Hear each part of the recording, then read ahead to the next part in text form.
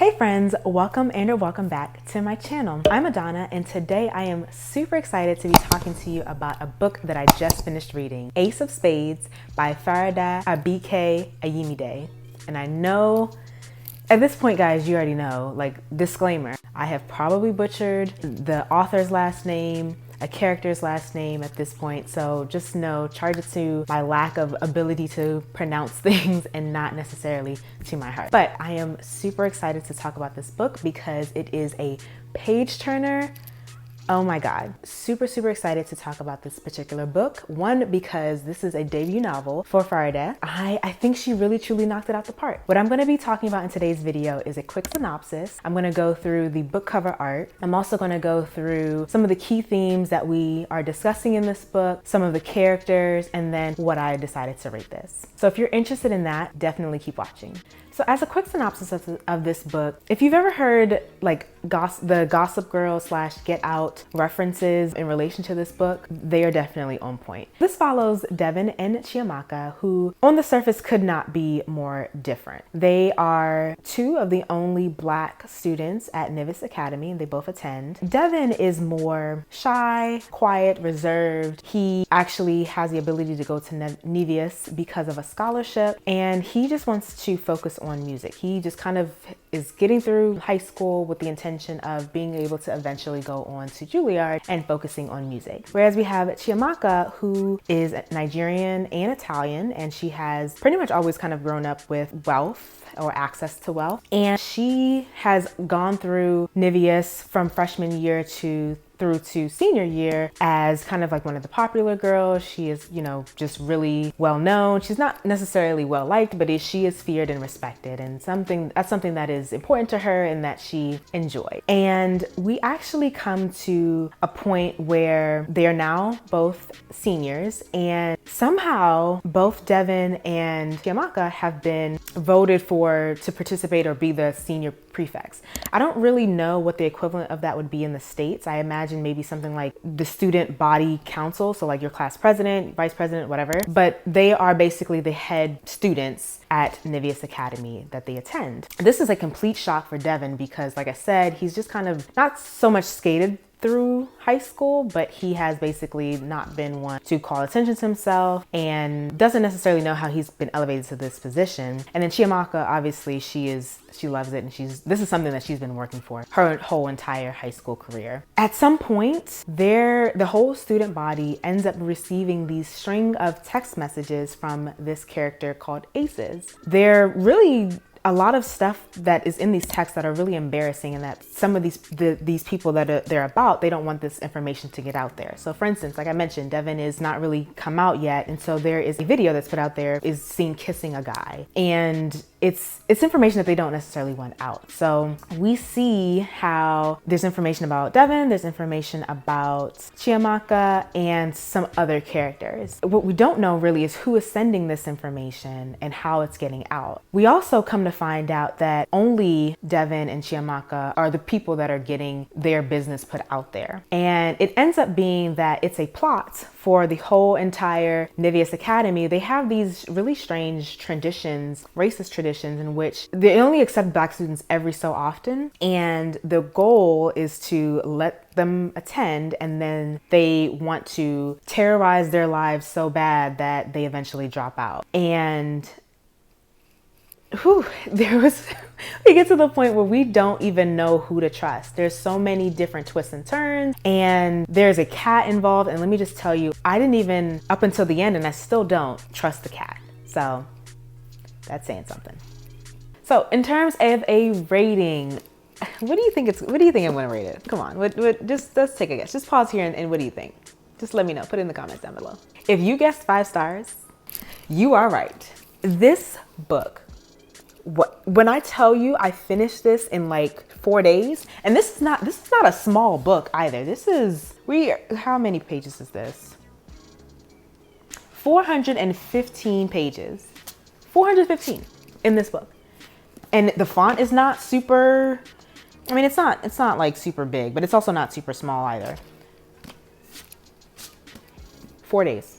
4 days is how long it took me to read this book. So when I tell you I breezed through, and it's not like I don't have things to do. I have things to do. I have plenty of things to do, but I skipped on some responsibilities because I could not put this book down. For this to be Faridah's debut book, I almost kind of don't believe it. I think she truly knocked it out the park. This was the way the characters were written, the way we thought this book honestly was going to go in one way and it went completely left. The way in which I have such distrust for all manners of domesticated animals at this point. This one. Faridah, I know I'm saying your name wrong, but oh my God, you can write a book. You can write a freaking book. All in all, that to say, I rated this 5 out of 5 stars. If I could rate it more, I would. It was an exceptional book, and I would highly recommend that you read this, whether you are a lover of mystery, because there is some element of mystery in it and suspense, whether you are a lover of young adult fiction. I would highly recommend this. I think there's such a beautiful, unique way in which the author told the story that I think can resonate with a lot. If you are a minority, I think you would really resonate with this book. It was just written really well. So I would highly recommend. In terms of book covers, I really truly do enjoy the cover of this book. There are 2 different versions. There is a UK version and then there's the US version. Or North America version and UK version.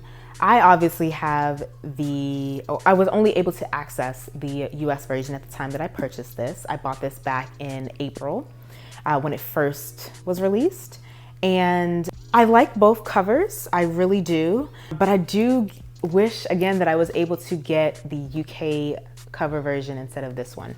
This one has our 2 main characters, Chiamaka and Devin, listed on it, and it looks as if it's a playing card, like the ace playing card, where you have, you know, heads on one side and then the other head on you know, if you flip it over, you'll have it on the other side. And we have each of them kind of drawn, it looks like a painting almost. It looks really nice. But in terms of having it on my bookshelf, I would prefer to have the UK cover version just because it's a little bit more, I don't want to say discreet, but it's a little bit simpler and it feels less young adult. That's not to say that I'm not happy to have this particular version, but if I could get my hands on the UK version, I would have gotten my hands on that version instead of this one.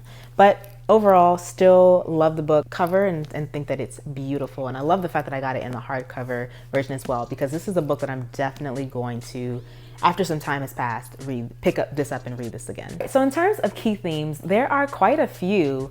There obviously is, with the references to Get Out, we have this topic of racism, and unfortunately, I don't want to ruin the story of like actually how it happened, but we do see that these 2 characters are the targets, and unfortunately they are the only 2 that are Black within this school. And so there's a huge sense of racism. And the author actually even discusses that in her author's note, where she mentioned that this book was actually written while she was in, I believe, her freshman year of school. She started writing in her freshman year of college, and she felt this overwhelming sense of not belonging and not being included.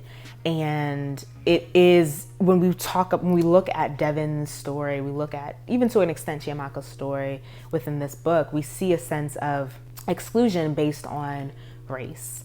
And even though Chiamaka and Devin could not be more different personality-wise, the way in which they grew up, the one commonality between the 2 of them is that they are both Black appearing. And so racism, outward racism towards them, is a huge theme that I think that the author addresses in this book. We also, to an extent, are discussing, or we see that classism is also kind of a subset of that racism piece, in that even though Chiamaka and Devin are similar in that they are both Black, they have 2 completely different experiences. And Chiamaka at one point doesn't even really believe that she should be being treated the way in which Devin is being treated, because she has grown up with that access to money and that access to wealth. And it's almost like as if she feels like she should be elevated in a way that maybe Devin wouldn't, or that even other people that are not wealthy or that are white but like maybe are not wealthy shouldn't have access to. And so it's kind of like to see that classism, how racism kind of trumps that classism in this story, but also how it plays a part in just our rankings and social hierarchies is definitely a key theme that I think that the author addressed pretty well within this book. And also I think it was very, very, very interesting how the author is Nigerian, and we have a Nigerian character and we have a Black American character. I think that was brilliant, that I'm actually just thinking about it just now.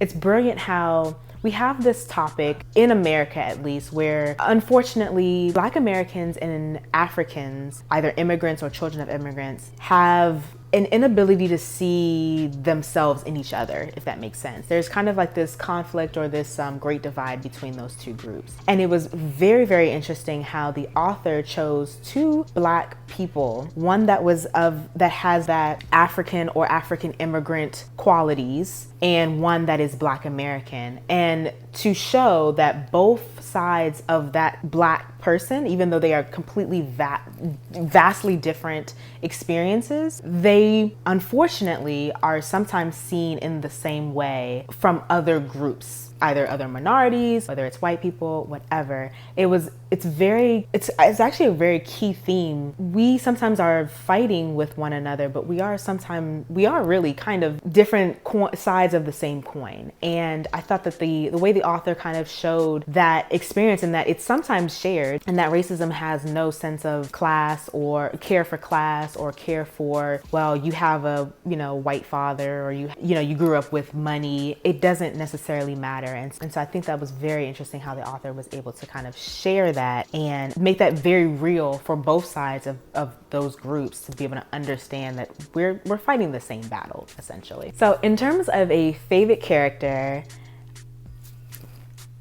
you already know what I'm gonna say. I of course, my protagonists are my favorite characters.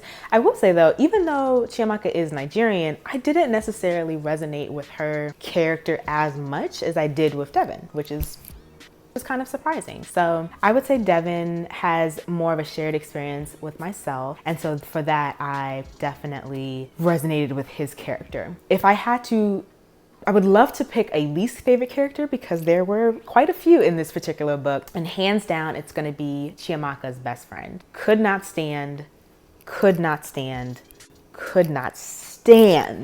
the best friend of Chiamaka. All right, so that is it. That is my review of Ace of Spades by Faridah Abike-Iyimide. I think I said that right this time.